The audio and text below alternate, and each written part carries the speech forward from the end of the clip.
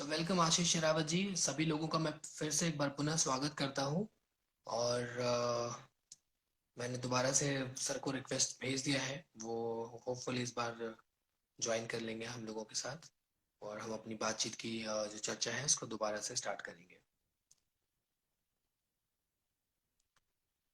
जैसा मैं देख पा रहा हूँ, ज्ञान सिंह सर हमारे साथ दोबारा जुड़ चुके हैं, लाइव आ चुके हैं। आई एम नॉट श्योर कि उनके पास रिक्वेस्ट गई है या नहीं गई है।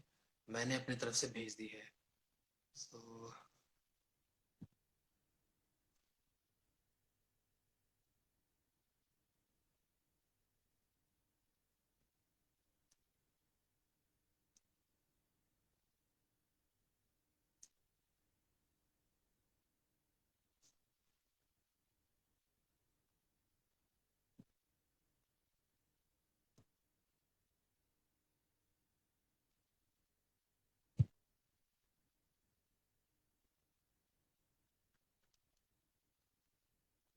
Let's check again. मैंने भेजा रिक्वेस्ट। हाँ, हो गया बड़े। हो गया। स्वागत है सर। Thank you. पता नहीं क्या बीच में वो डिस्टेंसी हुई कोई हाँ सर, आइडिया। आजकल कुछ वो टेक्निकल ग्लिच ऐसी हो जाती है कि मेरे साइड से दिख रहा है कि मैंने भेज दिया, बट वो आपको रिसीव नहीं हो रहा होगा। रिसीव नहीं हो रहा है, हाँ हाँ हाँ। जी। और हमें इतनी टेक्निकल नॉलेज पता भी नहीं हो, बेटा बुलाया है, मैंने कहा भाई चेक करना है ये तो कुछ चलिए। सर, ये लाइफ का हाँ, पार्ट है। बट जो हम्म, टेक्निकल चीजें आपको पता है वो लोग बड़े बड़े टेक्नीशियन को नहीं पता है। तो आज हम उन कुश्ती के टेक्निक के बारे में बातचीत करेंगे। तो सर, जरूर आपने जरूर। बताया था दिलचस्प बातें अपने स्कूल जीवन का, कि स्कूल में आप चाहे 1500 मीटर हो, चाहे बास्केटबॉल का खेल हो, या फिर स्विमिंग हो, आप सब में पार्टिसिपेट करते थे, सब में हाँ, चैंपियन थे। सब मैं जी सर। मतलब इवन नेशनल भी दो में खेला हूँ। पहले मैं रेसलिंग से पहले कबड्डी में नेशनल खेला हूँ 75 में टाटा नगर। ओ। और उसके बाद कुश्ती प्रोफेशनली पकड़ ली मैंने 10th में। 10th में फिर मैं कुश्ती ही करने लग गया था, क्योंकि मैं दिल्ली स्टेट में मेरा ब्राउन्स आ गया था। वो मतलब डिस्ट्रिक्ट से जी बाहर, ब्लॉक से बाहर निकल गया था डिस्ट्रिक्ट तक। स्टेट में जी तो स्टेट में फर्स्ट आने के बाद फिर मैंने कुश्ती शुरू कर दी 76 77 में। जी। हाँ जी। तो सर, आई मीन, मतलब एक स्टेट लेवल पे मेडल पाना आपके लिए एक मोटिवेशन रहा, फिर आपने कुश्ती में ही सब कुछ शुरुआत कर दिया। हाँ, और उसमें मेरे 75 जो कबड्डी खेलने गया ना, उसमें मेरे बड़े भाई भी कबड्डी खेलते थे। उनके एक मित्र थे, उसने भी मुझे कुछ सजेस्ट किया कि भाई कबड्डी का अब तो बहुत पॉपुलर है, उस टाइम पॉपुलर नहीं थी, कि जी इंडिविजुअल गेम पकड़ो वो ज्यादा अच्छा रहेगा। फिर मेरी नेशनल में दिल्ली स्टेट में भी पोजीशन आ गई। तो फिर मैं कबड्डी से सब गेमों को छोड़ के एक ही गेम मैंने 10th में जाके मैं रेसलिंग पे फोकस करना स्टार्ट कर दिया मैंने। राइट। हाँ। सर, तो फिर मतलब 10th के बाद फिर कैसे ये कारवा बनता चला गया? होपफुली मैं मतलब आपने 1-2 साल हाँ के अंदर वही नेशनल।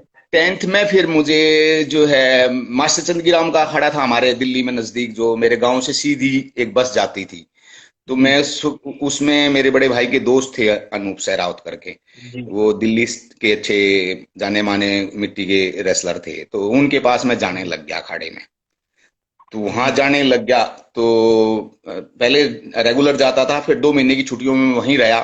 70 फिर मैं जी 11th में आ गया। हमारे टाइम मेरा लास्ट बैच था 11th का बोर्ड का। उसके बाद 10+2 हो गया दिल्ली में भी। तो फिर अच्छा। मैं 11th में वहां रहा। तो अखाड़े में जाने लग गया। तो फिर वहां पे जाके मैंने थोड़ा सा मतलब एक तो ये हो गया कि वहां के बच्चे जो दिल्ली के बच्चे थे उनसे कुश्ती लड़ना। यहाँ पे जामा मस्जिद में दंगल होते थे और कहीं दंगल होते थे, जी वो लड़ने शुरू किए।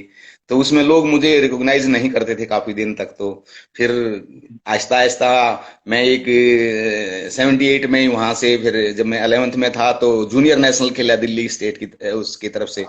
तो उसमें मेरा जी सिल्वर मेडल आया, पहली नेशनल थी मेरी वो। उसके जी बाद थोड़ी सी रिकॉग्नाइजेशन मिलने लगी, हाँ भाई स्टेट से नेशनल लेवल तक भी मैं कुछ कर जी सकता हूँ।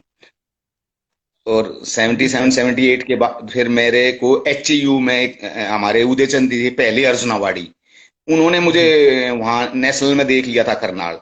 तो उन्होंने कहा था आप ज्ञान 10th कर 11th करके और मेरे यहाँ से डीपीएड भी कर लोगे, अच्छे रेसलर भी बन जाओगे, यहाँ कोचिंग भी अच्छी है।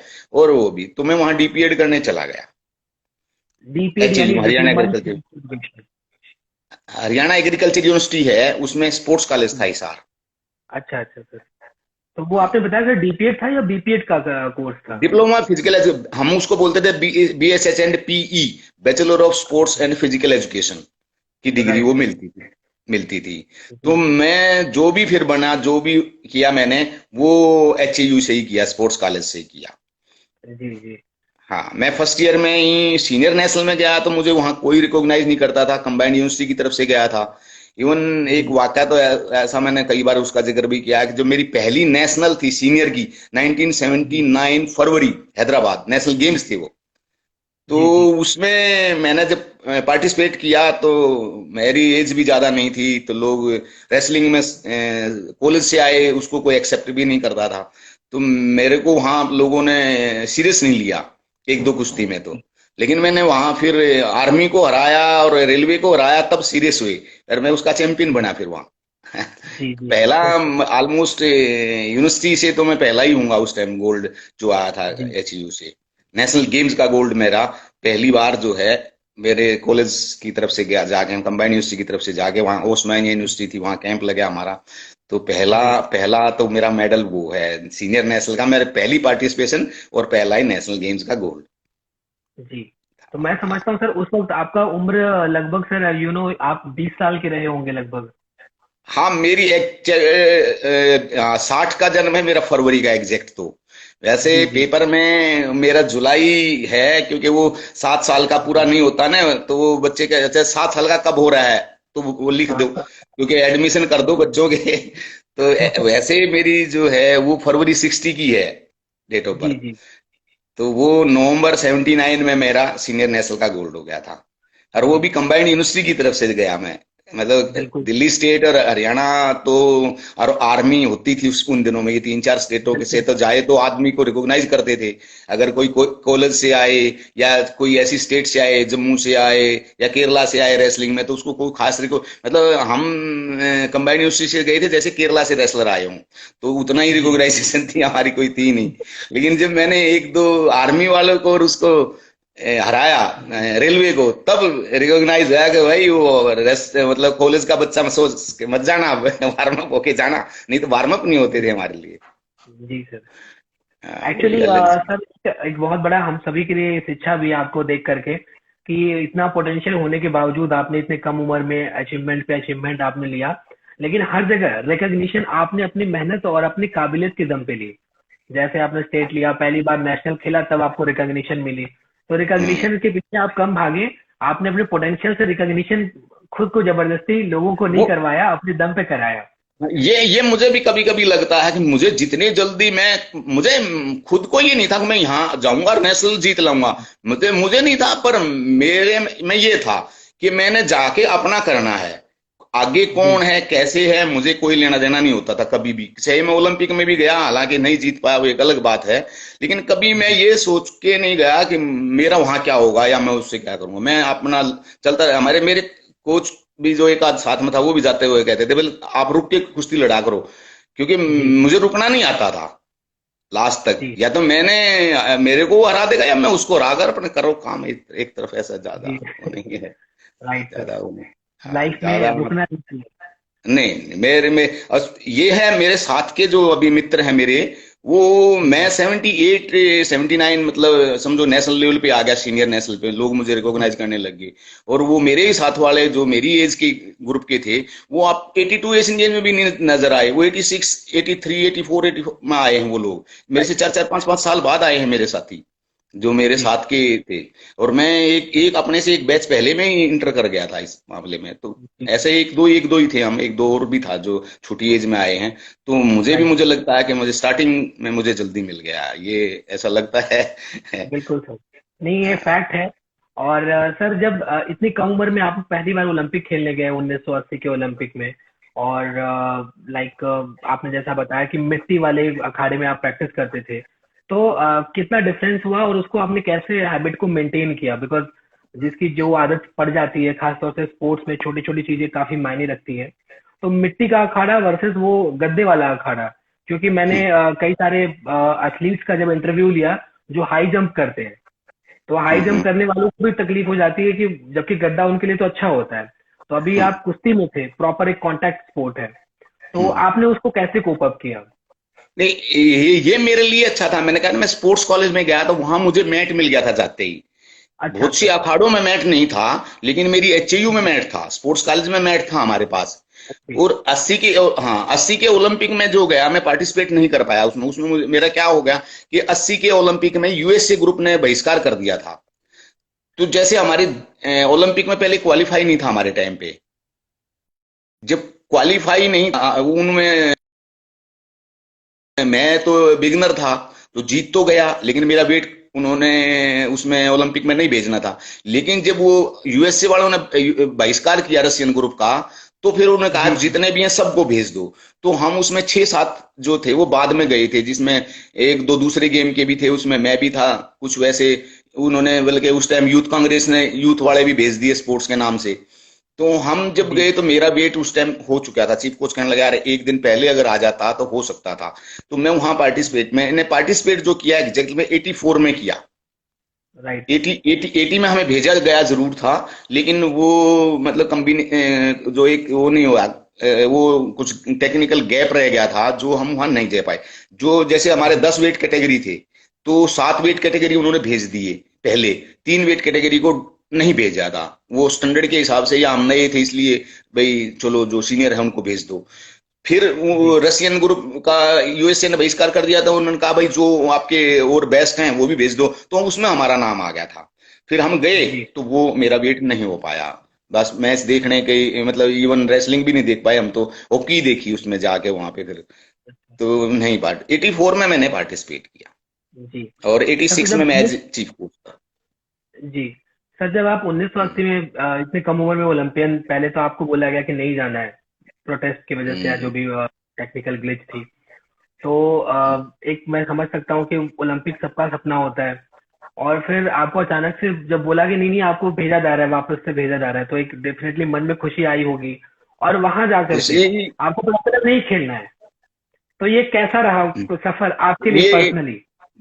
मेरे कॉलेज, मुझे उस टाइम एक तो कन्वेकेशन नहीं था ना उस टाइम, ना फोन थे, एक छुट्टियां हो गई जी थी। तो मेरा मैसेज गया मेरे यूनिवर्सिटी में, कॉलेज में, कॉलेज का एक बाबू मेरे गांव आया जी। कि भाई आपको तो ओलंपिक में जाना है। मुझे उस रात नींद तो आई ही नहीं मुझे उस रात, क्योंकि पहली बार तो मैंने जी फ्लाइट में बैठना था, और वो भी जी ओलंपिक जी। में, और मुझे पता है कि भाई आपको तो जाना है। वो टिकट भी मेरी जो है वो एचएयू में कॉलेज में चली गई, वहां से एक बाबू टिकट मेरा वो लेके आया, फिर मेरा पासपोर्ट उसने लेके यहीं से फिर मेरे को वीजा दिलवाया। वीजा क्या, उस टाइम हमें वो कार्ड आया था वहां से, वो कार्ड मिला, फिर वो कार्ड लेके गया। तो हमें जैसे जैसे लेके गए, तो वो पार्टिसिपेशन ना करना तो दुखदाई था, बाद में पता चला ना उसका पार्टिसिपेट नहीं कर पाओगे। और जी मुझे किसी फेडरेशन, मेरी फेडरेशन वगैरह से नहीं आया, मेरे एचयू से मुझे आया, स्पोर्ट्स कॉलेज से कोई बाबू लेके आया था मेरी टिकट और वो विजय का कार्ड, कि जी भाई उसको तो वहां जाना है। अरे ऐसे ऐसे फिर हम वहां पता चला, फिर हम वहां उन्हें मिले, तो वो लेट हो चुका था कि मेरा वेट कैटेगरी जंप हो गई थी, मतलब 57 में मैं अगर पार्टिसिपेट करता तो वो उस दिन नहीं था। और उस टाइम गया था 48 गया था, 52 गया था, 62 भी नहीं गया था, 57 भी वेट कैटेगरी नहीं गया था, 3 वेट कैटेगरी नहीं गई थी। तो जो 7 गए थे, तो 8वां मैं गया था, लेकिन मेरी पार्टिसिपेशन नहीं हो पाई। जी। हाँ, तो तो महसूस सर तो वहां होया पे फिर। हम्म, जैसे मतलब आप वापस आए, और मतलब आप पहली बार आपने जैसे बोला ना फ्लाइट का एक्सपीरियंस लिया, बहुत कुछ लिया। आपके जान पहचान वाले, आपके कॉलेज वाले, सभी को बहुत सारी उम्मीदें होती हैं, जितने भी अपने होते हैं उन सभी को उम्मीदें होती हैं। तो हम्म। लोगों ने आपसे पूछे होंगे कि अरे क्यों नहीं पार्टिसिपेट हो पाया, क्या हुआ? तो आपने क्या मतलब लोगों को मैं रिस्पॉन्ड किया, और वो आपके मन में वो क्या आया? उस टाइम बड़ा वो फीलिंग हमें खुद ही नहीं पता। मैंने कहा भाई हमें वहां लेके गए, हमें खुद ही नहीं पता। मैं जैसे तैसे करके वहां कोच तक पहुंचे हम, जी कि एक तो पहला मेरा टूर, पहला फर्स्ट टूर था वो इंटरनेशनल का। उससे पहले मैं एशिया चैंपियनशिप तो खेल चुका था, लेकिन अच्छा इंटरनेशनल में बाहर कभी मैं गया ही नहीं था। हमारे टाइम पे साल में 2 से 3 टीम जाती थी। हम जी हमारे आज की तरह तो महीने में 3 टीमें जा रही हैं, हमारे तो साल में जी 1-2 टीमें जाती थी, 1-2 कैंप जी लगते थे। तो वहां हमें आइडिया ही नहीं हुआ मुझे पहले किससे मिलना है। मैं तो पूरा उसमें था कि मुझे जल्दी जल्दी कराओ, मेरा वेट कैसे होगा क्या होगा। तब तक मैं वो ओलंपिक विलेज में पहुंचे, तब तक तो वो हमारा रुकने का भी कहीं अलग से किया हुआ, जो बाद में गए थे उनका कहीं और था। तो जी वो वेट हो चुका था उस टाइम तक। तो वो कहते अगर कल भी या एक दिन पहले हो, 2 दिन पहले भी अगर मैं चला जाता तो मेरी एंट्री हो सकती थी। मतलब ये कंफर्म नहीं होती है, नहीं होती, लेकिन चीफ कोच थे हमारे भागवत साहब, उन्होंने कहा अगर 2 दिन पहले भी आ जाता, या हमें कोई वो ही नहीं है, क्योंकि वो मुझे नहीं पता वो फेडरेशन का इन्वॉल्वमेंट था या नहीं था, क्योंकि फेडरेशन की तरफ से मेरे पास वो पेपर नहीं आए थे। मेरे वो पेपर आए थे एचयू की तरफ से, कि भाई आप जो ओलंपिक में जो नहीं सिलेक्ट हुए थे वो कैंप में थे, उनको फिर वहां पे पार्टिसिपेशन का ऐसे हुआ जी है कि यूएसए ने उसका बहिष्कार कर दिया, तो वहां पार्टिसिपेशन पूरी करनी है, ऐसे कुछ करके हमें बताया गया था। जी बिल्कुल सर।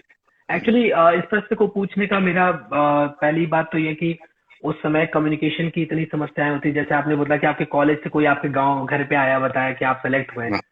आज हाँ। हम आधुनिक कम्युनिकेशन, आधुनिक टेक्नोलॉजी में जरूर है, मोबाइल फोन, ईमेल, लेकिन फिर भी आज भी बहुत सारे कम्युनिकेशन गैप या कुछ कॉन्फ्लिक्ट्स की वजह से बहुत सारे नेशनल फेडरेशन के में मैं देखता हूँ कि अभी जैसे मिनिस्ट्री ने एफिलिएशन दिए थे तो सबका एफिलिएशन कैंसिल कर दिया गया। बहुत सारी जैसे आर्चरी का विवाद था, कॉम्बैट स्पोर्ट्स की बात करो तो कराटे ताइक्वांडो के भी कोर्ट केसेस चलते रहते हैं। तो सर आपको नहीं लगता कुछ पर्सनली कि ऐसा व्यवस्था होना चाहिए जिससे फेडरेशन की लड़ाई या फेडरेशन के व्यवस्था मतलब कुछ समस्याओं की वजह से प्लेयर्स के कम्युनिकेशन या प्लेयर्स का नुकसान नहीं होना चाहिए? देखो, मैं एक्चुअल में एडमिनिस्ट्रेशन में भी रहा हूँ, मैं 2-3 फेडरेशनों के साथ भी जुड़ा हूँ। जी ये एक अलग सी चीज लगती है कि एफिलिएशन होना ना होना एक अलग मैटर होना चाहिए। स्पोर्ट्स को इंटरनेशनल में जाना ना जाना वो थोड़ा सा अलग से, जब सब कुछ साई करती है, सब ए जी टू जेड पैसा साई देती है, सब कुछ देती है। मैं एक जिम्नास्टिक के गेम से जुड़ा था, मैं खुद उसमें ट्रेजर रहा, पर वो एफिलिएशन ही नहीं हुई उसकी, और वो बच्चे आज जी तक 2010 से बच्चे आज तक सफर कर रहे हैं उसके। तो उसमें जी हमारी जो है ना स्पोर्ट्स मिनिस्ट्री की ऐसी कोई खास गाइडलाइन नहीं है। बस उनके बाबू चाहें तो वो उसको चला सकते हैं, और नहीं चाहें तो नहीं। ये डी एफिलिएशन करना तो ठीक है, कोई काम नहीं करे डी एफिलिएशन करो, लेकिन नेक्स्ट डे से दूसरी को किसी को जिम्मेवारी दो। डी जी एफिलिएशन का मतलब ये नहीं होता कि आप 10 साल 15 साल तक डी एफिलिएशन एक फेडरेशन को रखो। मतलब मैं जी जिम्नास्टिक का उदाहरण देता हूं, 2010 से आज तक डी एफिलिएशन है। डी एफिलिएशन का जी मतलब सरकार की ये जिम्मेवारी है, अगर आप इसको रिकॉग्नाइज दोगे इसको नहीं दोगे, बस। अगर ये जी अच्छा काम नहीं कर रहा, डी एफिलिएशन ये वर्ड का आपके पास है, डी एफिलिएशन। इसके बाद बच्चे कहां जाएं, क्या करें, किसके पास जाएं? जी, मतलब कोई बिल्कुल जिम्मेवारी उनका नहीं क्या? इसमें। इसमें इंडिविजुअल कैपेसिटी में कोई उसका प्रोजेक्ट ऑफिसर कोई ले लेता है, इंसेंटिव ले लेता है कि भाई चलो मैं यार इस गेम को कुछ एक आध कैंप लगा देता हूं। वो फिर वो बाबूशाही आ जाती है उसमें, फिर वो अपने अपने तरीके से चलाता है। जब भी डी एफिलिएशन कोई फेडरेशन हो, हमें दो मेरे जैसे को बुलाते भी लोग कम है, क्योंकि मैं क्वेश्चन मेरे थोड़े से सीधे सीधे से ही होते हैं, तो मुझे ज्यादा लोग मुझे लगता है कि वो पसंद नहीं करते शायद, लोग जो सीधी सी बात करता। मैंने 3-4 बार स्पोर्ट्स मिनिस्टर ने बुलाया मुझे, टॉप अप में भी रखा, मैंने 1-2 क्वेश्चन पूछ लिए उन्होंने मुझे टॉप अप से उस टाइम। फिर बाद में मुझे वो उसमें भी मेरा आ गया कि लेटर आप नहीं हो अब। कि कुछ चीजें ऐसी होती हैं कि आप कोई भी चीज स्पोर्ट्स मिनिस्ट्री, अगर आपने स्पोर्ट्स मिनिस्ट्री और फेडरेशन के बारे में कुछ कॉन्फिडेंशियल लेनी है, फेडरेशन काम कर रही है कि नहीं कर रही है, उसके बारे में मैंने जी बोला था कि नाम आप किससे मांग रहे हो, आप खेल फेडरेशन से। खेल फेडरेशन से 3 नाम दे दो, हम उसमें से एक आदमी ऐसा रखेंगे जो फेडरेशन के बारे में बताएगा वो काम ठीक कर रही है कि नहीं कर रही। यार मैंने कहा जी ये मैं उस टाइम वो मैडम खुल्लर होती थी शायद, मुझे जहां तक ध्यान है। जी मैंने मैडम से बोला, मैंने कहा खुल्लर थी शायद स्पोर्ट्स सेक्रेटरी जब मेरी उससे बात हुई, तो मैंने उनको बोला मैडम आप 3 नाम मांगते हो स्पोर्ट्स फेडरेशन से, कि 3 नाम आप दे दीजिए, उनमें से हम एक नाम करेंगे जो आप लोगों को बारे में बताएगा कि ये फेडरेशन काम ठीक नहीं कर रही है। तो क्या वो 3 नाम वो आएंगे जो फेडरेशन के बारे में बताएंगे? अगर सही आपने कहा सर। फेडरेशन के बारे में ही पूछना है तो क्यों नहीं आपके पास सबकी लिस्ट है? आपके पास जी ओलंपियन की लिस्ट है, आपके पास एशियन गेम्स कॉमनवेल्थ गेम्स वालों की लिस्ट है, मेडलिस्ट की लिस्ट है, आपके पास क्या जी लिस्ट नहीं है? तो आप क्यों पूछते हो? दूसरा मैंने उनको किया था, उसके बाद उसने वो तो करा दिया था उस टाइम मैडम ने, कि जो कैश अवार्ड है, मैं 8-10 साल चीफ कोच रहा हूं, मुझे जी किसी जी बच्चे का कोई पैसा नहीं मिला है चीफ कोच। तो जी वो उसका रीजन क्या था सत्यवर्धन जी, कि बच्चे आते थे कि मेडल आया सर मैं आपका नाम लिख दूं इसमें। मैंने कहा यार जी आप मुझे पूछ के मेरा नाम लिख रहे हो तो अब बिल्कुल भी नहीं लिखना, आप किसी और का लिख दो। क्योंकि अगर मैंने कोचिंग की है, आपको मैंने कोचिंग दी है और आपको लगता है कि मैंने कोचिंग दी है नेशनल में chief coach as chief coach, तो मेरा नाम स्पोर्ट्स मिनिस्ट्री ने लिखना चाहिए था।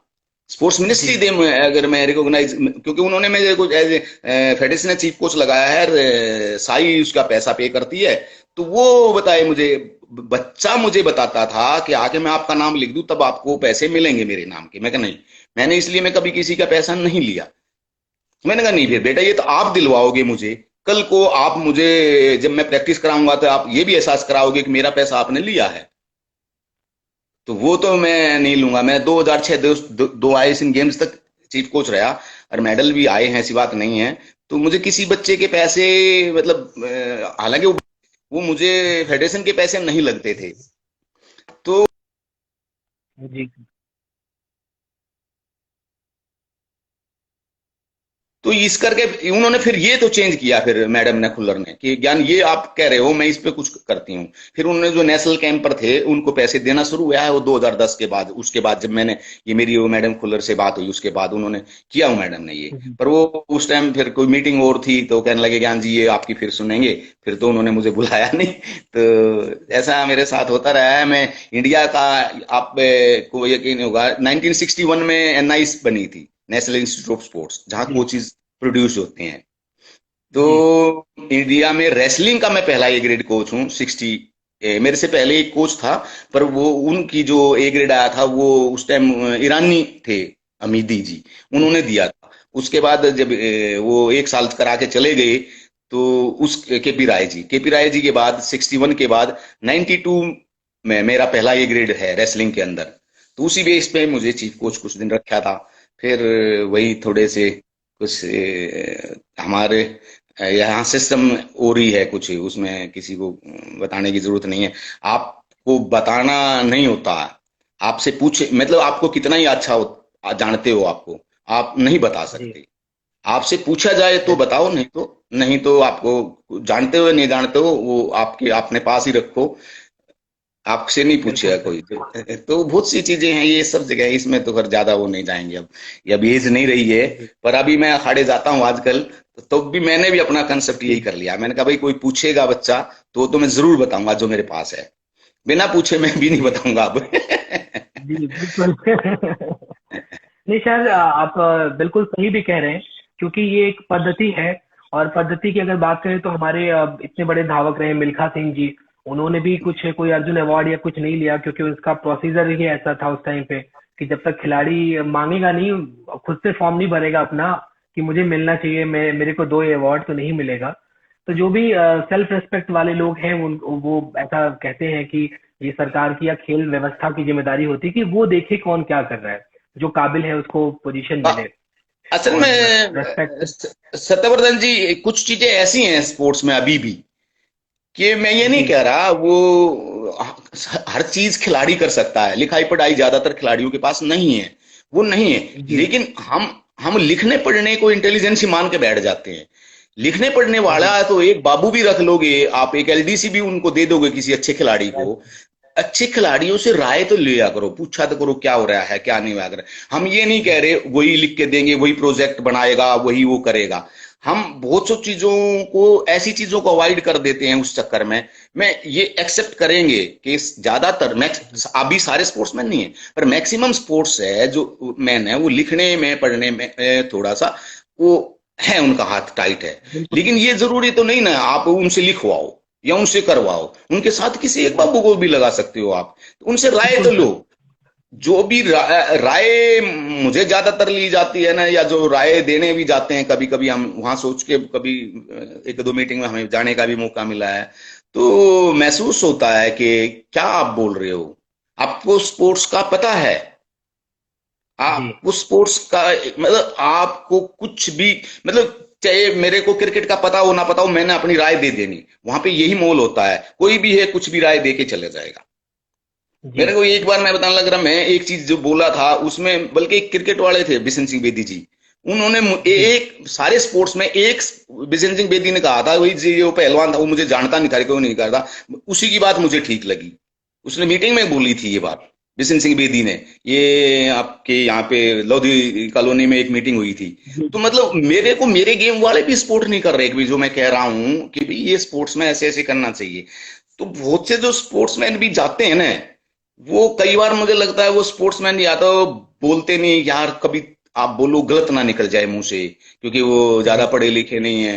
तो मैं उनसे कई बार ये कहता हूँ यार, बोलने में गलती थोड़ी होती है, लिखने में ही जी तो गलती होती है। आपके अंदर है वो बोलो तो सही, ठीक हो गलत है वो तो अगले डिसाइड करेंगे ना। आप पहले ही मान चुके हो अगर आप गलत हो तो फिर तो गलत हो ही। डेफिनेटली मैं सर। आपको मैं आपको बता रहा हूं ये चीजें हैं, ये ठीक है गलत हैं वो दूसरे ने डिसाइड करने दो ना, मेरे हिसाब से तो ठीक है, तभी तो मैंने बोला है। और जी मैं ही बिल्कुल हमेशा ठीक हूं, मैं इस बात को एक्सेप्ट करके चलो कि मैं हमेशा ठीक नहीं हो सकता, मैं हमेशा ठीक नहीं हो सकता, पर मैं वो बोलूं जो मुझे ठीक लगता हो, बस मेरा जी इतना ही रहता है। मैं ये कभी ये क्लेम नहीं करता कि मेरे से अच्छा कोच नहीं है, पर मैं जो बताता हूं वो मेरी बेस्ट है। मेरी जो टेक्निक है बिल्कुल वो मैं बेस्ट बताता हूँ, मेरी एक्सरसाइज है मुझे बेस्ट बतानी है, ये तो मैं क्लेम कर सकता हूँ।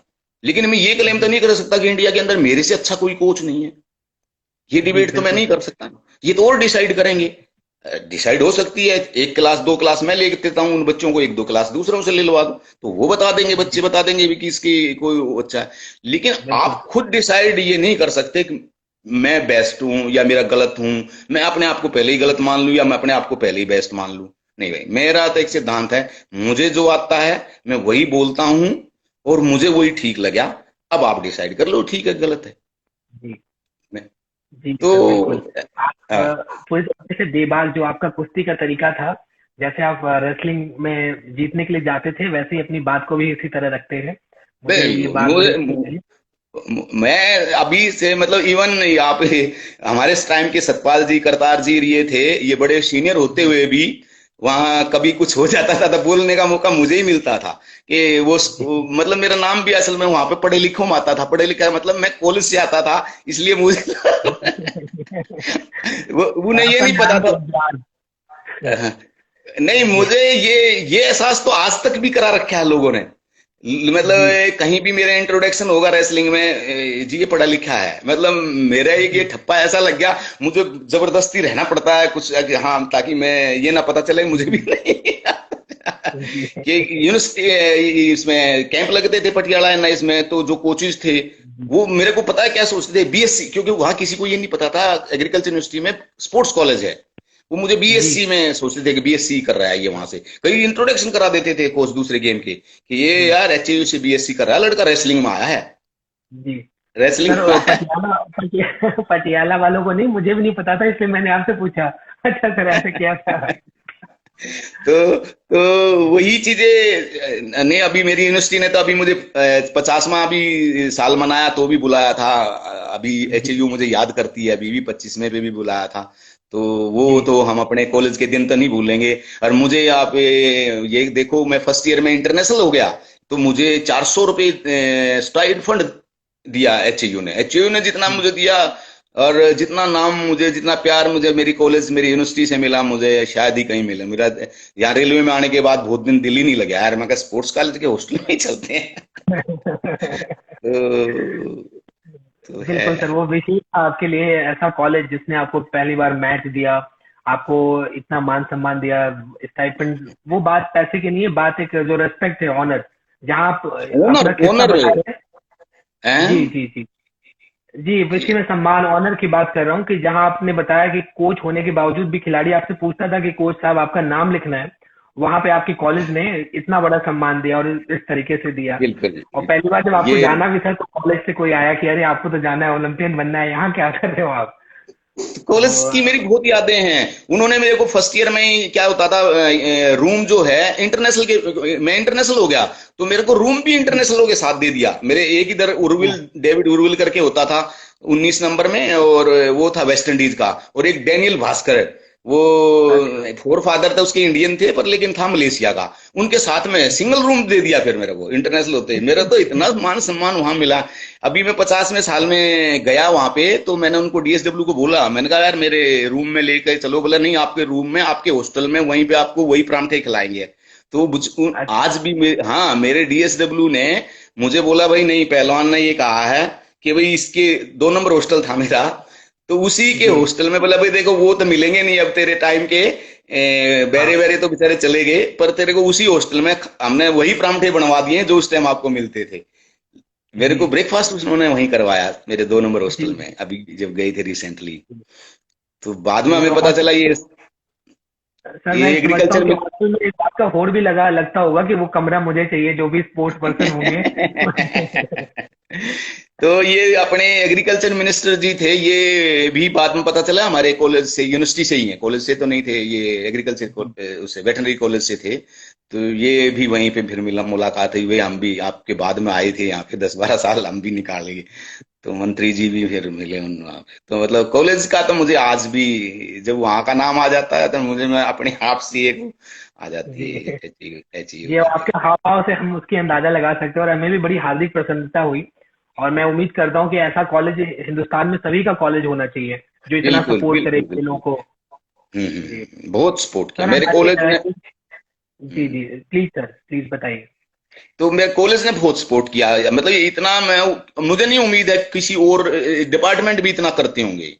तो ये जी समझो कि मैं वही बता रहा हूँ, इतना स्टाइफंड देना, हम तो, मुझे तो ऐसा लगता था उस टाइम नौकरी की तनख्वाह भी इतनी ही होगी लोगों की जितना मुझे स्टाइफंड मिलता था उन टाइमों में। जी जी तो मतलब ये समझो, HAU तो कभी भूल ही नहीं पाते हम। जी सर हमारे बीच में एक दर्शक है नवमेडिक नवोदय नवोदय विद्यालय से है।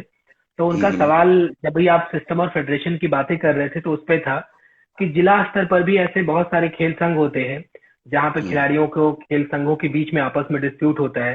जैसे हम हम्म, बॉक्सिंग में देखते हैं या कुश्ती की देखते हैं, तो जिला स्तर पे भी 3-4 एसोसिएशन बन जा रही है आजकल। तो एसोसिएशन में उनका कोच बोलता है उधर नहीं खेलना है, इधर नहीं खेलता है। मतलब भारत में जहाँ खेलो इंडिया चल रहा है, फिट इंडिया मुहिम चल रहा है, वहां पे खिलाड़ी को खेलने से रोका भी जाता है कि उसकी चैंपियनशिप में नहीं खेलना, बिल्कुल इधर नहीं बिल्कुल बिल्कुल। खेलना। तो ऐसे माहौल के लिए आपका क्या कहना है, और आपके अकॉर्डिंग इसका कुछ कोड ऑफ कंडक्ट या कुछ बेहतरी का मॉडल बनाया जा सकता है सर? सत्यवर्धन जी, बिल्कुल मैंने बताया, सीधा सिंपल सा है। ये हम जान पूछ के कराते हैं, होती नहीं है आप किसी को डी रिकॉग्नाइज करते हो, होती नहीं है वो, मुझे ऐसा महसूस होता है। आप एक सिस्टम बनाओ, या तो आप इस गाइडलाइन से काम करोगे, जब पैसा सारा सरकार देती है तो गाइडलाइन किसकी होंगी? जी ठीक है, आप फेडरेशन, हम ये नहीं कह रहे फेडरेशन से आप लेके रख लो, फेडरेशन को बताओ ये गाइडलाइन है, हमने आपको करोड़ों रुपए देती है फेडरेशन को, ये जी हैं, आप इस, या आप हमें बता दो इससे बाहर कोई जाएगा तो आपकी डी एफिलेशन होगी। तो डी एफिलेशन के बाद भी एक आपके पास वो होना चाहिए, अगर डी एफिलेशन आपकी फेडरेशन होती तो उसके बाद ये सिस्टम आपका काम करेगा।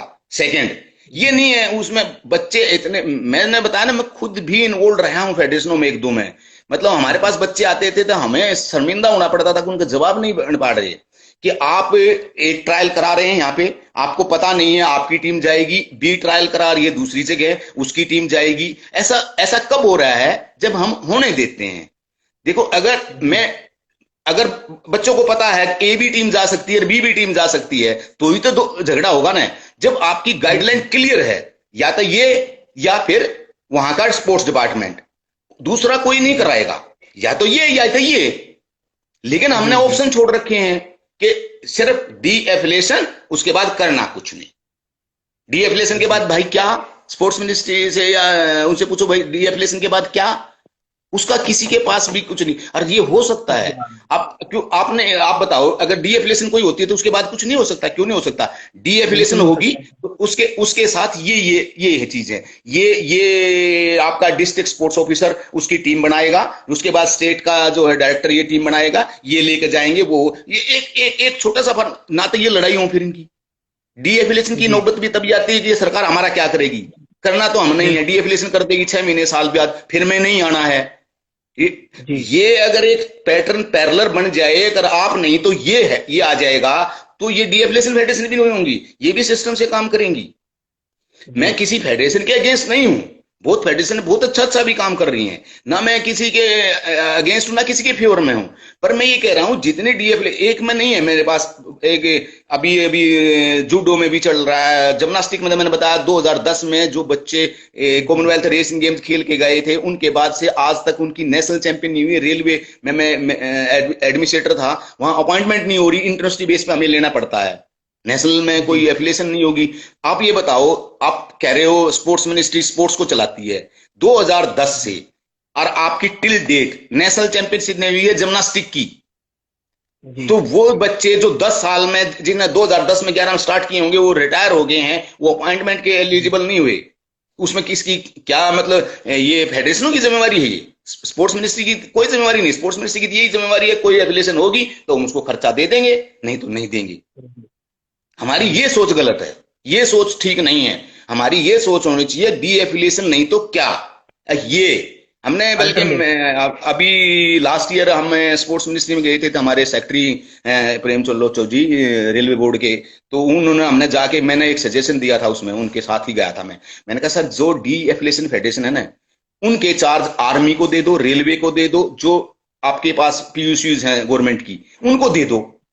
जो डी एफिलिएशन फेडरेशन होगी इनकी नेशनल हम कराते तो हैं, इंटर रेलवे कराते हैं, आपको सर्विसेज कराते हैं। तो आप इनको, जी अगर अगर जूडो की डी एफिलिएशन फेडरेशन होगी तो जूडो की आर्मी कराएगी, जिम्नास्टिक की डी एफिलिएशन होगी तो इसकी नेशनल रेलवे कराएगी। बच्चों का तो नुकसान नहीं होना चाहिए।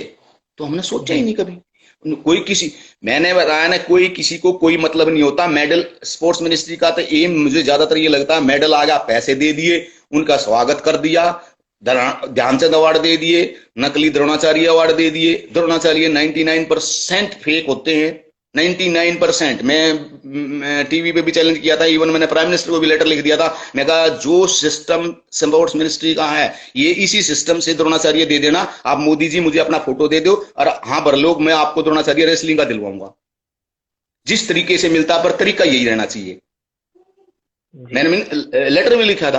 तो मतलब हम अपने काम से हाथ झाड़ रहे हैं, हम कर नहीं रहे, और खर्चा सारा स्पोर्ट्स मिनिस्ट्री कर रही है। करोड़ों रुपया बच्चों के लिए करती कौन है?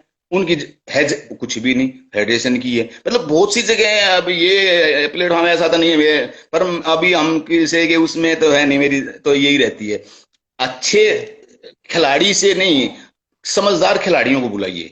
अच्छे खिलाड़ी भी कई बार मैंने देखा वहां बायस भी बात करके आते हैं। जी आपको आइडिया हो जाता है, 2 4 6 मीटिंग लो, बार बार रिपीट ना करो, तो आपको सजेशन अच्छे मिल जाएंगे।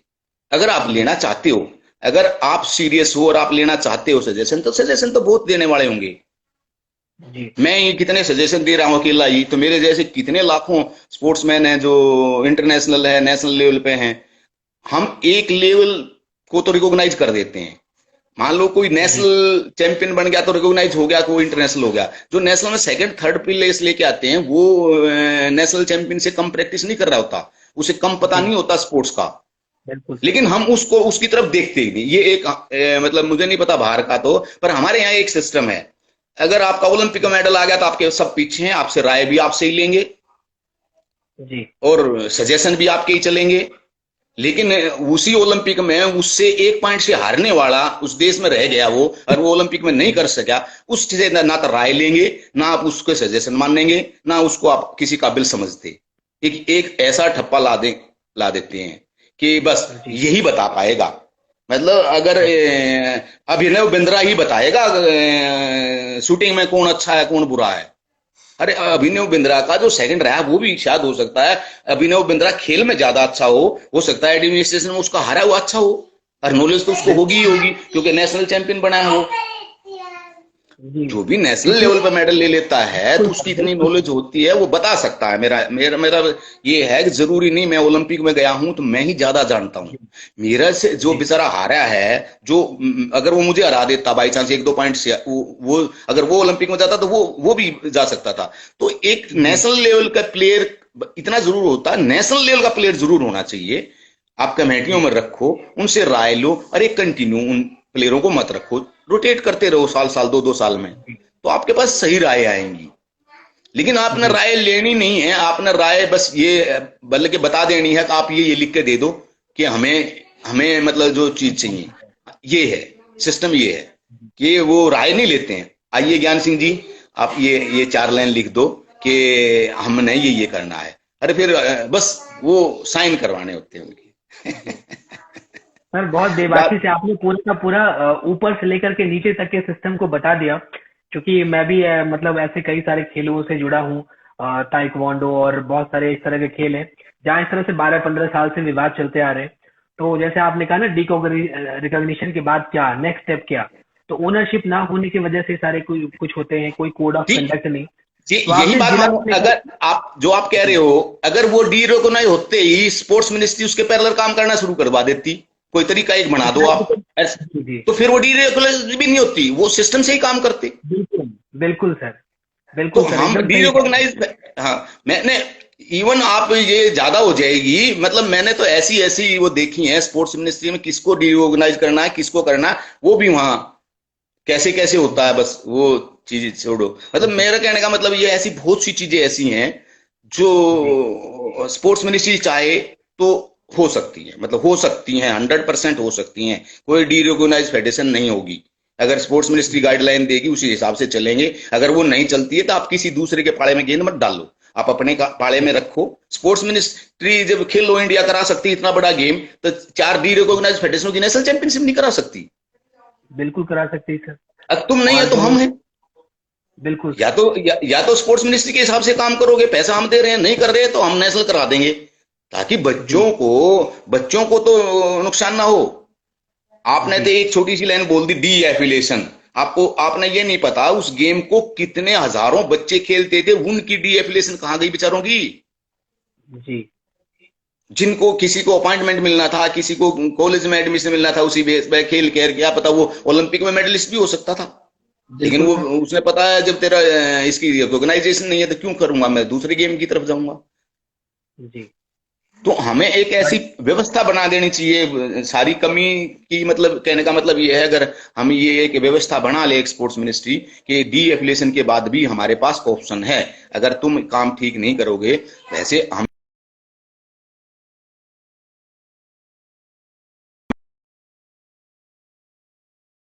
संस्था पैरेलल काम करेगी जब तक आप हमारे हिसाब से काम नहीं करोगे। डी एफिलिएशन का भी तो कोई तरीका ही निकाला होगा ना उन्होंने। किसको डी एफिलिएशन करते हैं? आपके हिसाब जी से कोई हाँ नहीं है, कोई फंडामेंटली कुछ गड़बड़ है, तो ठीक है, उनको बोलो या तो मेरे हिसाब से करके ले आओ, और इसके हिसाब से नहीं करते तो ये बी टीम काम करेगी। तो बी टीम जी हमारे यहाँ कुछ है ही नहीं। हमारे यहाँ तो है, जी फिर अपने आप मरो जियो, वो आपकी मर्जी है, उसको वो एकदम से हाथ झाड़ लिया। हमारे लिए हमारा कोई लेना देना नहीं, डी एफिलिएशन फेडरेशन हम कुछ नहीं कर सकते। इंटरनेशनल में भेज देंगे बस, एक आध टूर मरवा देंगे उसमें, साई के भी 2 4 चले जाएंगे, क्योंकि फेडरेशन तो अब जाएगी नहीं, तो साई के मैनेजर जाएंगे, तो वो तो एक आध करवा देंगे। बाकी अगर नेशनल करा देना तो इतनी दिक्कत नहीं आएगी। डीफिलिएशन की बहुत बुरी हालत है बच्चों का, जिस जिस गेम में नहीं होता बच्चों को ही पता लगता है, जिसके जिसकी भी बीतती है समझता वही है। दूसरा तो ज्ञान तो दे देता है, ज्ञान तो मैं भी बहुत दे दूंगा, लेकिन जब मेरे पे पड़ती है तब मैं वही रिएक्ट करता हूँ क्या? तब मैं वो रिएक्ट नहीं करता। जो मैं दूसरे को बिल्कुल बताता हूँ ना, वही रिएक्ट मैं अपने पे नहीं करता। वही स्पोर्ट्स मिनिस्ट्री का है। स्पोर्ट्स मिनिस्ट्री ज्ञान पूरा दे रहा है, पैसा पूरा दे रहा है। पैसा तो इतना हमारे टाइम पे, हम आप यकीन नहीं मानोगे, पैसा था नहीं, टूर थे नहीं, हमें पता नहीं चलता था, और आज इतना पैसा सब कुछ है और फिर ये नहीं हो रहा। चलो, जी। बट चलो सर मैं मुझे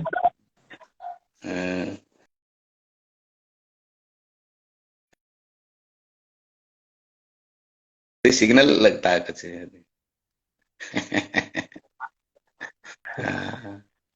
बट ये एक बहुत बड़ा आई मीन मैसेज भी दिया आपने, और एक प्रॉपर प्रोसेस बताया कि कैसे कर सकते हैं, क्योंकि इसका जवाब उस आज तक मैं किसी से नहीं सुना था कि गलत को सही कैसे करेंगे, हमारे पास प्लान बी क्या होगा।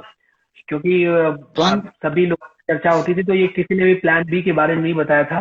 क्योंकि शायद मुझे लगता है इतने लंबे वर्षों तक आपने खेला है और खुद भी आप सिस्टम में इतना इन्वॉल्व रहे हैं, तो आपके पास प्रॉपर एक प्लान बी का भी जवाब था, और आपने बहुत बेहतर तरीके से समझाया इसे कि कैसे कर सकते हैं एग्जैक्टली प्लान बी का क्या क्या ऑप्शन हो सकता है हमारे पास। और अगर हमारे पास प्लान बी होगा तो शायद फेडरेशन के झगड़े भी आपस में नहीं होंगे। कम तो होंगे, मेरे मेरे हिसाब से कम होंगे। जी जी, बिल्कुल बिल्कुल जायज सी बात है, फिर कम होंगे, क्योंकि उनको भी पता लगेगा कि अगर हमारे झगड़े होंगे तो जनरली पर्सनल इंटरेस्ट की वजह से झगड़े होते हैं फेडरेशन में आपस में, तो वो पर्सनल इंटरेस्ट उनको लॉस में दिखेगा, तो हाँ, ऑब्वियसली कर देंगे सर।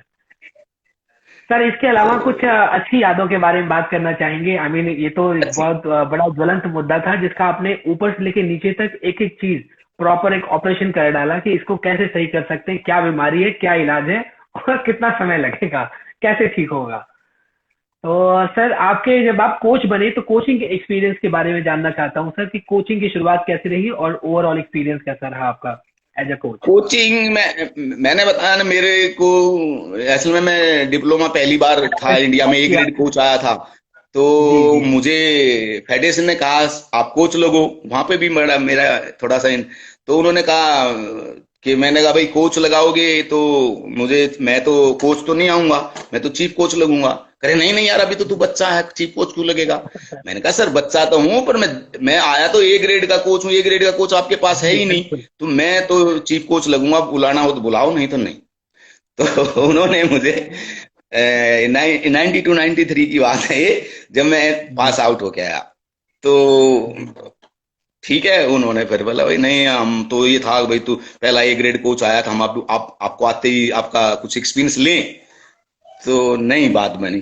फिर मेरे को उन्होंने 1-2 साल नहीं बुलाया। फिर 96 एटलांटा ओलंपिक से पहले फिर मेरे पास आया फोन जी कि अरे ज्ञान जी, आपको हम कोच लगाना चाह रहे हैं। मैंने कहा, फिर मेरा बोला नहीं नहीं हमें पता है, इसलिए हमने फोन किया कि आपको चीफ कोच लगाएंगे, पर ग्रीको रोमन का लगाएंगे। मैंने कहा वो कोई नहीं है, जी इशू कोई नहीं है, मुझे ग्रीको का लगाओ या फ्री का लगाओ, पर लगूंगा चीफ कोच। कह रहे जी हाँ बस ठीक है, हमें पता है आपको चीफ कोच ही लगना है। वो तो हमने फोन ही तब किया, हमें पता था, नहीं तो 2-3 साल बीच में हमने नहीं किया। तो आपको जी चीफ कोच लगा रहे हैं ग्रीको का, तो आओगे। मैं कहा हाँ, पक्का करूंगा, आऊंगा, पक्का करूंगा। आऊं, बच्चों के साथ इंट्रोडक्शन हो जाएगा, बच्चों से मिलेगा। तो मैंने अपनी तरफ से फिर अच्छी की है। हमारे यहाँ जो रेसलिंग में सिस्टम है ना कोचिंग का, वो अभी जी भी 50% कोचिज, मतलब वो काबिल नहीं है वो कोचिज के सिस्टम, क्योंकि जो सिस्टम के वो कोच हैं, वो सिस्टम आज के टाइम पे नहीं चलता। कि हमारे यहाँ कोच क्या है कि आपने 10 एक्सरसाइज बता दी, 10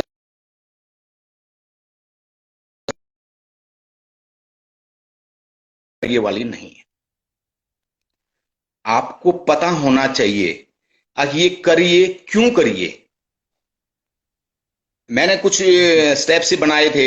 जैसे मैं बोलता हूं, एक्सरसाइज वर्ल्ड के अंदर 3 टाइप की होती है। जी सर आप जब तक देखो, आपको तब तक कोई नहीं सुनेगा जब तक लोगों को ये नहीं लगेगा आप जानते हो, या तो आप उनको बताओ हाँ आप उनसे ज्यादा जानते हो, तब आपको सुनेंगे, अगर नहीं तो नहीं सुनेगा। तो मैंने बताया ना, जैसे 3 टाइप की ट्रेनिंग होती है वर्ल्ड में, चौथे टाइप की ट्रेनिंग नहीं मिल सकती। एक होती है जी प्रोफेशनल ट्रेनिंग, एक जी होती है फिजिकल फिटनेस के लिए ट्रेनिंग, एक होती है सेटिस्फैक्शनरी। इस तीन जी के अलावा कोई ट्रेनिंग नहीं है। जो आप प्रोफेशनल करते हो उसमें हर चीज आपको मैक्सिमम करनी होती है। ये मेरे अपने जी बनाए हुए हैं। मैं कह देखो, जी जो प्रोफेशनल टीम का है, आप ये मान के चलो उसको हर चीज मैक्सिमम करनी है। अब मैक्सिमम में क्या है, ये नहीं है कि वो आपने डिसाइड करना है। रेसलिंग में है तो स्ट्रेंथ मैक्सिमम बढ़ानी है, स्पीड मैक्सिमम बढ़ानी है, इंडोरेंस मैक्सिमम बढ़ाना है, उसके लिए आपकी अलग ट्रेनिंग होगी। सेटिस्फेक्शन के लिए तो आप बस आप थक जाओ इतना ही बहुत है, उससे ज्यादा नहीं करनी चाहिए, क्योंकि आपने फिजिकल फिट रहना है, कोई इंप्रूवमेंट नहीं चाहिए आपको, परफॉर्मेंस वाली नहीं चाहिए। और सेटिस्फेक्शन ये है, आप 10 किलोमीटर की वॉकिंग करते हो, 4 किलोमीटर की वॉकिंग करते हो, रोज आप आते हो, तो आप सेटिस्फेक्शन होके जाते हो, मैं वॉक करके आया हूं, मैं एक्सरसाइज करके आया हूं, बस ये है। जी उसके अलावा फिर स्पोर्ट्स में है तो आपको ज्ञान, गेम के बारे में, टेक्निक के बारे में नॉलेज होनी ही चाहिए। जी आप ये रेसलिंग की टेक्निक ऐसी है कि आप जब तक उसको लगा के नहीं दिखाओगे, तब तक आप उस पे, मतलब उसको बता नहीं सकते कि ये एक हाथ पकड़ा और एक ये पकड़ा। जैसे लोगों को मतलब सबको जो पता है, एक जनरल आदमी, वो बेंगड़ी होती है, वो बेंगड़ी पता है सबको, बेंगड़ी एक दाव है। पर वो बेंगड़ी कब लगेगा, कैसे लगेगा, अगले की क्या स्थिति होगी, ये नहीं बतानी आती, बहुतों को नहीं बतानी आती अभी भी, और ना बताना जानते। आप जाते हैं, एक जूनियर को, कोच को दे दिए ट्रेनिंग करनी, आप ट्रेनिंग कराइए, आप ये बस, ये मैंने शेड्यूल बना दिया, ये बना दिया, इतना ये करना, इतना ये करना, इतना ये करना, बस खत्म। तो ये नहीं है। मैंने जाके स्टार्ट की थी मैट पे।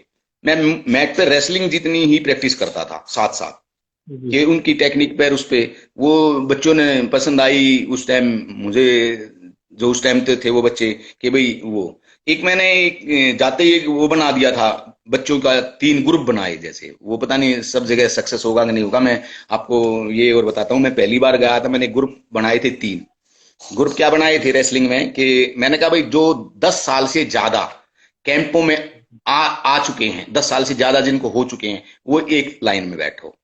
और 10 से जिनको 2 साल के भी हुए, 7-8 साल हुए हैं, वो यहां बैठो।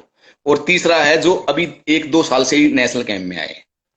मैंने उनको ये बोला हुआ था, देखो भाई, ये जो 10 साल से ऊपर वाले हैं ना, ये जिस दिन भी आके मुझे कहोगे सर आज मुझे प्रैक्टिस नहीं करनी, कोई झूठ नहीं बोलनी, मुझे पेन नहीं आया, तो ठीक है, मैं बोलूंगा ठीक है आप प्रैक्टिस ना करो, बैठो और देखो। जी और जो ये 5 साल से ज्यादा हो गए, 2 साल से ज्यादा हो गए, ये 7-8 साल से कम है जिनको, उनको वो बताएंगे, मैं उन्हें देखूंगा कि वो छुट्टी देनी है कि नहीं देनी है।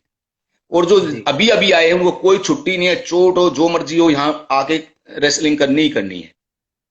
जी कोई बात नहीं, टूट जाएगा टूट जाएगा तो मैं देखूंगा, जी पर मुझे झूठ नहीं चाहिए किसी से, कोई ये नहीं चाहिए जी कि मुझे बहाना नहीं चाहिए। मैंने कहा भाई यार तुम जो देखो, जो 10 साल का जिसका एक्सपीरियंस हो जाता है वो आधा कोच हो जाता है। मैंने कहा उन्हें पता है मुझे करनी है कि नहीं करनी, मुझे पता हो सीधी, आज मेरा दिल नहीं करता, क्यों झूठ बोलो मेरा ये दर्द है वो दर्द है।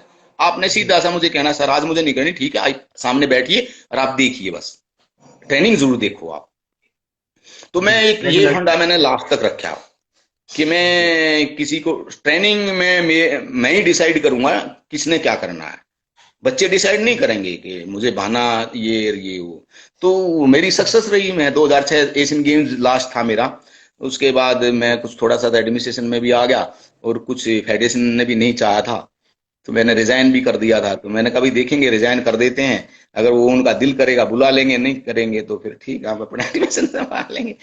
बुलाया नहीं, उन्होंने भी लगा ठीक है। फिर उसके बाद मुझे मौका नहीं मिला है अभी। उसके बाद मैं अभी जाने लगा हूँ, रिटायरमेंट के बाद अखाड़े में जाता हूँ बस थोड़ा सा, बच्चे पूछ लेते हैं तो बता देता हूँ जो मेरे पास है। जी सर, आपकी बातों को, आपके मैसेज को हम दूर दूर तक पहुंचाने की कोशिश करेंगे। तो अभी जो नए बच्चे हैं, क्योंकि आपने एक खिलाड़ी का भी बहुत अनुभव लिया, एडमिनिस्ट्रेशन का भी बहुत अनुभव लिया है, और कोचिंग का भी काफी अनुभव लिया है, बड़े स्तर पे, बृहद स्तर पे। तो खिलाड़ियों के लिए और कोचेस के लिए, और जो स्पोर्ट्स पैशनेट पीपल है, एडमिनिस्ट्रेशन में है, सबके लिए आप क्या संदेश देना चाहेंगे? नहीं, मैंने बताया ना, मेरा तो एक ही फंडा रहता है, मुझे नहीं लगता वो ठीक है। जो आप हो वो अपने को बताओ जी जरूर कि मैं ये हूं, जी मैं ये करना चाहता हूं, मैं ये कर सकता हूं, मैं उसको अंदर रख लूंगा कि भाई, फिर पता कैसे चलेगा लोगों को आप क्या जानते हो। जी मैं अपना बिल्कुल। बताता जरूर हूं भाई, ठीक आपको अच्छा लगे ना लगे वो तो उनको डिसाइड करने दो ना। आप पहले ही डिसाइड जी कर लेते हो मैं इससे कमजोर हूं, या मुझे ये आएगा नहीं, मैं सिखा नहीं सकता, मैं ये करा नहीं सकता, ये डिसाइड जी खुद मत करो। या बहुत जी ज्यादा नहीं हो कि भाई मैं ही सब कुछ जानता हूं, मेरे अलावा कोई नहीं जानता, ऐसा ऐसा पॉसिबल भी नहीं है। पर मेरा एक ही ऐसा रहता है कि आप जो हो वो जरूर बताओ सामने वाले को कि मैं ऐसा हूं। अगर जी वैसा का वैसा भी मैं ठीक हूं तो फिर ठीक है। अगर वैसा का वैसा मैं रेसलिंग की उसमें फील्ड में नहीं बैठता, मैं कोचिंग की फील्ड में भी नहीं बैठता, तो फिर ठीक है, फिर तो जरूरत भी नहीं है भाई। जब आपको, अगर मैं इसमें भी चोरी करूंगा, मैं जैसा आप चाहते हो मैं वैसा बन जाऊं कि सर, जी फेडरेशन ने कहा सर ये वेट वाला तो मेडल लाएगा, हाँ सर लाएगा।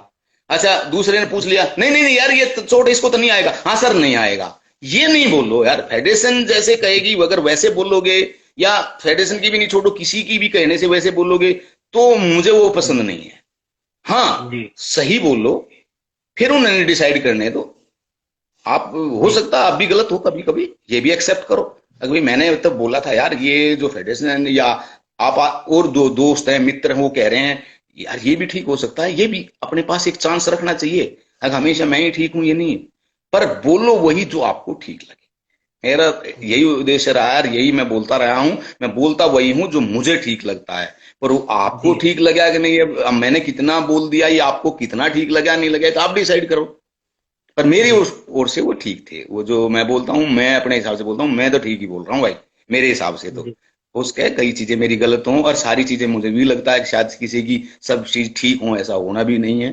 कोचिंग के बारे में मेरे को कंफर्म है, मैं इंडिया में मैं अभी मानता हूँ, मेरे दिमाग में है ये कि मेरे से ज्यादा कोई नहीं जानता। लेकिन ये मेरे तक, जी ये चीज मैं अपने तक रख सकता हूँ भाई, मैं कभी प्रूव करने का मौका हो प्रूव करूंगा। मैं ऐसे जगह जगह बोलता रहूं मेरे से ज्यादा कोई नहीं जानता, मेरे से ज्यादा, उससे क्या होगा। मैं कहीं जाके कोचिंग करता हूँ, वहां प्रूव करता हूँ भाई ये टेक्निक ऐसे लगती है, क्या ऐसे, पहले मैं उन्हीं से पूछता हूँ बताओ तुमने कैसे, किसी ने कैसे बताई थी। अगर उसमें भी आप चेंज कर देते हो, उसमें भी आप करेक्शन कर देते हो, तो इसका मतलब आप कि जो भी पहले कोचिज ने बताई थी उससे मेरी करेक्शन होगी। और बिल्कुल। हमारी रेसलिंग की टेक्निक में इतनी माइनर माइनर सी है, मैं एक छोटा सा एग्जांपल देके बताया, एक आध बार जी बताता हूं कि आप सिटअप करते हो, सिटअप करते हो, जी सेम सिटअप करते हो, सिर्फ उसका फेस पीछे की तरफ देखने लग जाओ, आंख पीछे की तरफ कर दो, तो आपके पेट पे ज्यादा जोर पड़ेगा सिर्फ देखने से।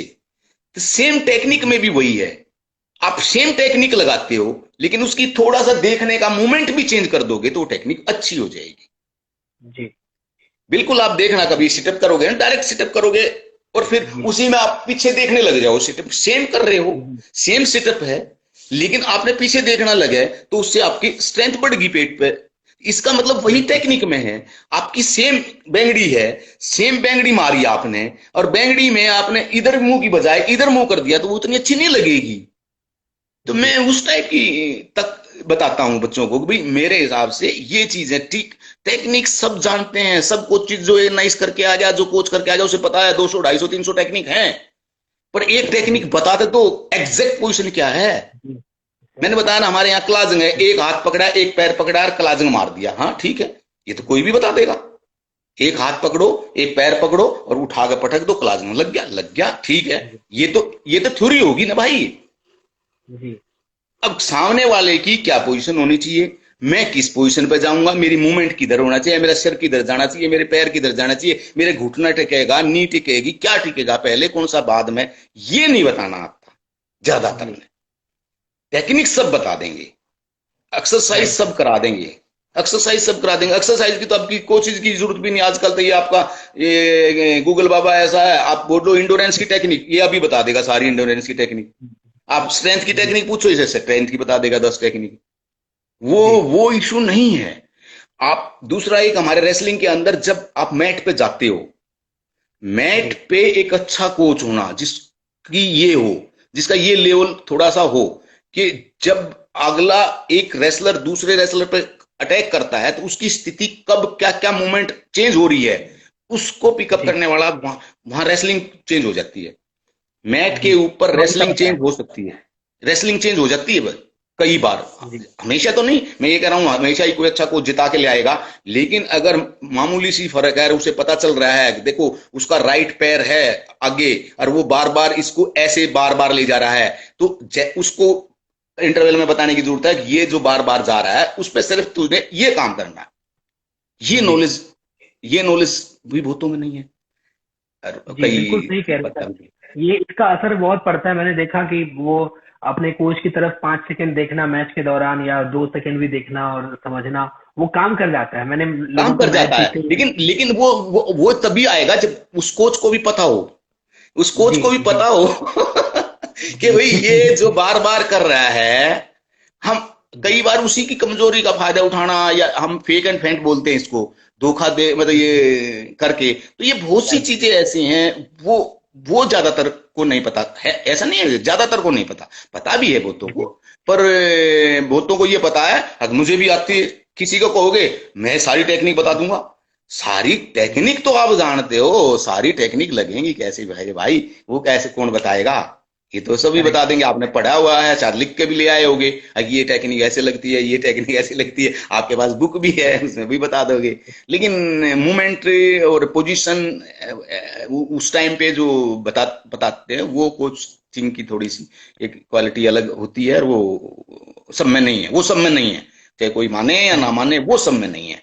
ये मेरा दावा है कि हाँ, टेक्निक सब जानते होंगे वो मैं मान लूंगा, कोचिंग करा देंगे वो भी मैं मान लूंगा, पर जो कोच टेक्निक की एग्जैक्ट पोजीशन है वो सब नहीं बता सकते, नहीं बता जी सर सकते, ये कंफर्म है मेरे बिल्कुल। हिसाब अगर से ऐसा होता, नहीं अगर ऐसा होता तो सभी खिलाड़ी सारे लोग मेडल जीतते। सब लोग अपने तो। अखाड़े में सारा दाव सीखते, बट उसको इम्प्लीमेंट जो सबसे बेहतर तरीके से करता है वही चैंपियन बनता है। और इसी तरह बिल्कुल कोच का बिल्कुल। भी है, क्योंकि आप चलो, बिल्कुल प्रोफेशनल हैं। तो चलो, बहुत अच्छा लगा सर आपसे मिल करके, आपने समय दिया और आपकी बातों को, आपकी चीजों को हम दूर तक जितना भी हो सकता है नए बच्चों को सभी को दिखाएंगे, बताएंगे आपके चलिए, बारे में, और आपकी जो सीख है लोगों तक पहुंचाने की पूरी कोशिश करेंगे। थैंक और यू बहुत डियर। बहुत धन्यवाद सर। और हमारे साथ जुड़े, हमें भी बहुत अच्छा लगा। बहुत बहुत मैं धन्यवाद। मैंने तो बताया था ना, रिटायर आदमी हूँ जैसे कहोगे। मुझे ये लगता है कि मेरे पास जो है मैं बता के जाऊं जल्दी जल्दी में हूँ मैं इतना। कोई भी